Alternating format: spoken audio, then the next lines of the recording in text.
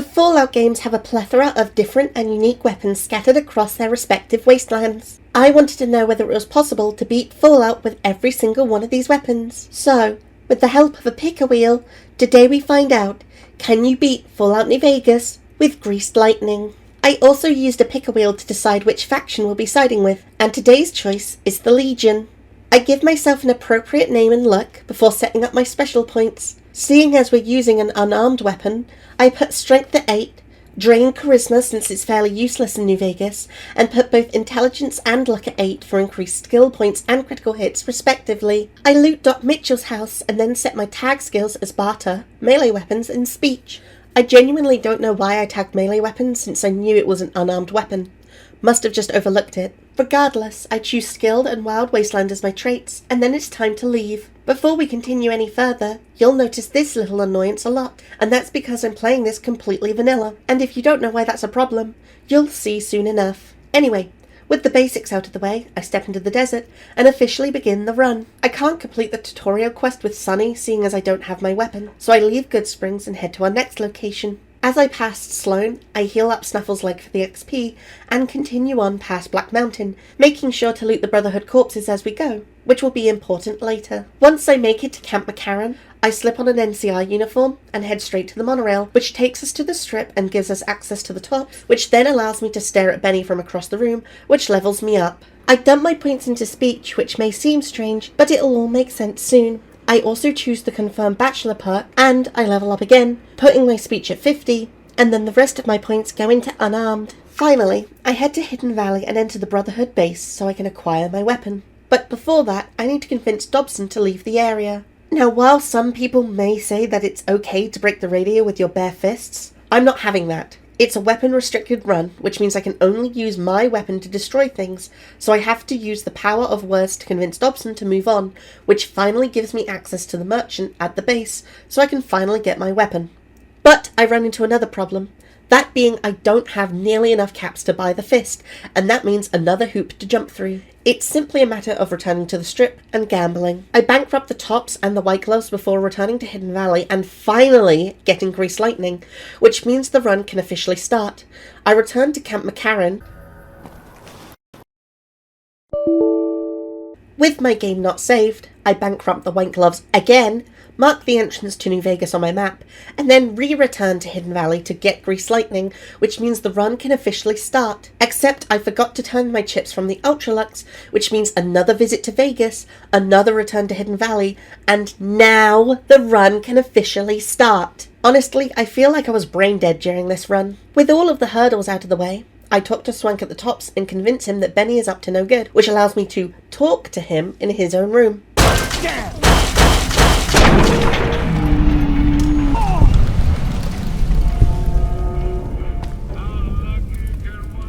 Killing Benny shows how quick this weapon is. What it lacks in damage, it certainly makes up for in speed. Once the chip is in my possession, I get recruited by the Legion's very own Furry, and our faction quests can begin. But before that, I take House out. I'd have to do it for Caesar anyway, so doing it now just cuts down on backtracking, which we've done more than enough of already. For some reason, I get distracted on my way to the fort and enter the Rapcon building to get the holotape from the Brotherhood bodies, even though I'm not planning to complete their quest line. Continuing the distractions, I kill George to steal his caps, find the third and final holotape for the Brotherhood, and mark the boomers on my map for later. It was a roundabout way of doing so, but we got there in the end. Speaking of getting there in the end, we finally make it to Cottonwood Cove and subsequently the fort, where We arrive at the fort where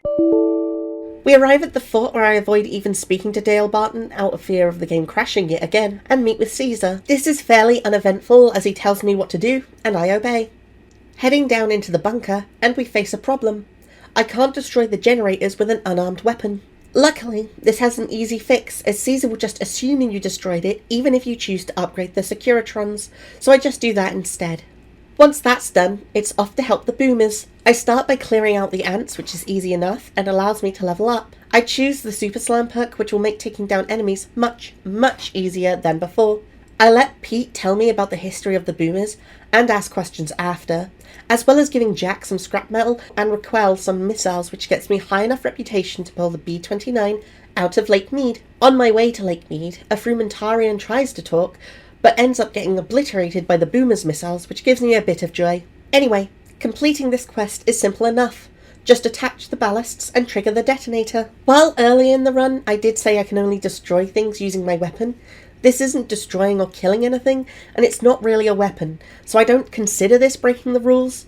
It's a detonator for ballasts, but if you disagree, you can let me know in the comments. Anyway, Pearl agrees to help me in the battle, and I return to Caesar, who tells me to form an alliance with the White Gloves. This turns out to be short and simple. They want nothing to do with me or my boss, but they'll get what's coming to them later.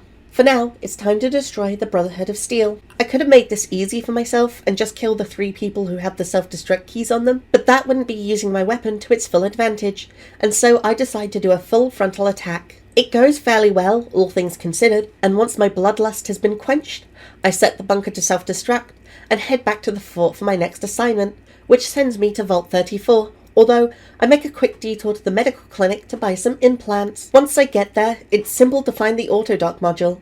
Just follow the quest marker and kill any ghouls that stand in my way. I return to the fort once again and decide to do one of the evilest things you can do in this game and rip a teddy in half. Sergeant!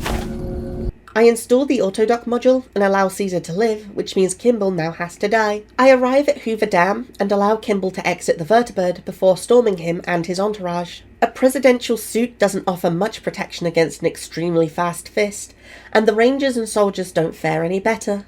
I even decide to dispatch the staff inside the building too. With the head of the NCR dead, there's only one final battle left to do, although I take some time to take care of some personal business first.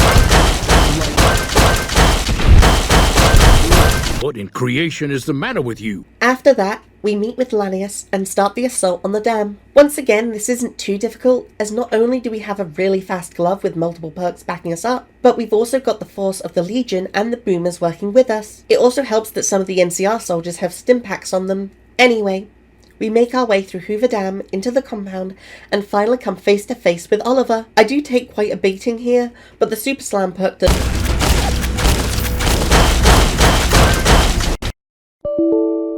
Next playthrough, I'm just going to install some stability mods. Continuing on, I do take quite a beating here, but the Super Slam perk does wonders. I dispatch all of the troopers and Oliver, meet with Lanius one more time, and giving the answer of yes, you can beat Fallout New Vegas with Greased Lightning. This was chaotic. Despite New Vegas being my most played game, I somehow made plenty of mistakes and overlooked things. I also constantly backtracked on myself since I've rarely played the Legion path. Still, it was a fun one. As for now, we've answered the question, so I implore you to like, comment and subscribe. Check out the links in the description below, and I'll see you all next month for another challenge run.